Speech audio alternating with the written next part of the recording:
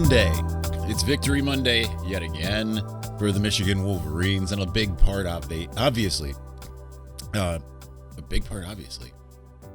I am not awake, I don't think. 38-17, Michigan over Wisconsin. Let's just say that. Let's just get that out of the way, because apparently I can't speak this morning. Welcome to the morning drip. We're doing a late morning, so by the time this is out, I'm assuming it will be mid-afternoon. But nonetheless, at some point we'll figure out how to get the workflow going. At some point. That won't be today, though. So I just wanted to share a couple things. Now, when I was at the game, I had a couple conversations with some people and kind of confirmed some of the things that I had been saying for years. I mean, granted, I had heard the things I've been saying for years about the defense and the predictability and schematic disadvantages. And going into this game, there was obviously a lot of question as to, all right, is this going to be a lot better? Because, I mean, yeah, there was all these issues with predictability and play calling on the defensive side, and how much is this new revamped deal going to really look better? And I mean, it's worlds better. I mean, you've got to love what you saw from the defense in particular in this game. I mean, Aiden Hutchinson didn't even have any sacks, yet Michigan had 6 sacks, but Aiden was still a game wrecker. Just got PFF's Defensive Player of the Week. David Ajabo just coming alive before our eyes. Really, that line just in general. Zach Shaw tweeted out a really interesting stat coming from Pro Football Focus, I believe, which was that there were 29 dropbacks, I believe was the number, and 29 quarterback hurries. Maybe it was 19, but at the same time, I mean, it's really impressive. There was really no point in which either it was Graham Mertz or Chase Wolf, they were just fighting for their lives the entire game. And I thought it was just about as impressive a performance as you could see from the defense. I think the great irony of it is that Wisconsin going into the game was allowing 210 yards. Its defense had. And then against Michigan, Wisconsin's offense only got 210 yards. So I thought that was some interesting irony, poetic justice, whatever you will call it. But obviously the other side of the ball, also just so incredible when you see that the passing game comes alive. Now, were they going to pass for? I mean, I'm sure they could have passed for 300 and something yards if they would have taken a little bit away from sticking with the run, or if some of those first half miscues, because there was a little bit of miscues when it comes to the passing game, or came with the passing game. But at the same time, I mean, they eventually got it going. They got it going enough between Cade McNamara and JJ McCarthy. That last touchdown to Dalen Baldwin was just, by the way, just so incredible. Like, hitting him right in stride. It was, if he would have had to slow up at any point, that wouldn't have been a touchdown. He would have been, down right where he was, or, because he had the defender right on there, because he hit him right in stride. He was able to just keep going. It seemed like the ultimate middle finger to Wisconsin at that point. Which, I mean, yeah, you game like that, you got to go and take it. But Cade also, I think he's still making great decisions. Still no turnovers in his Michigan career. I don't care what you say. Is this a bad Wisconsin team? We'll find out down the road. They'll still probably go to a bowl game. Some of that might be by virtue of some of the teams that they have to face.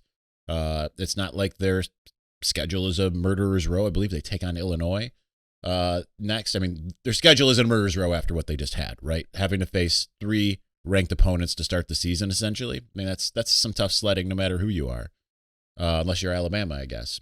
But nonetheless, the fact that the offense was able to finally kind of get things going, and the run game, people talk about the run game like it wasn't working. I mean, they got over 100 yards against a team that doesn't let you get more than 23 yards a game.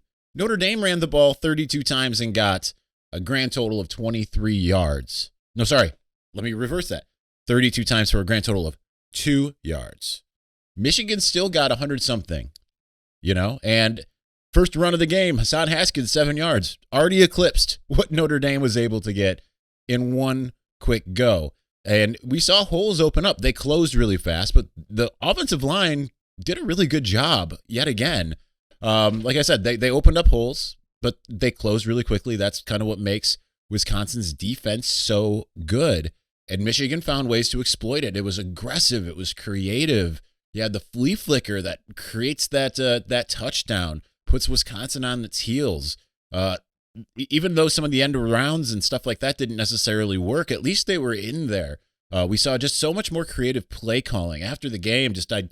Being on the field to watch Josh Gaddis, yelling LFG, LFG. And it's just, it's well deserved, right? Because he called a heck of a game, and just such really all three phases of the game came together very well, regardless of Wisconsin's record. That is still a good team. It might not be as very good offense, but certainly even though the run game for them hasn't quite been what it had been, and I'd been saying that for a while, that it probably wasn't going to be.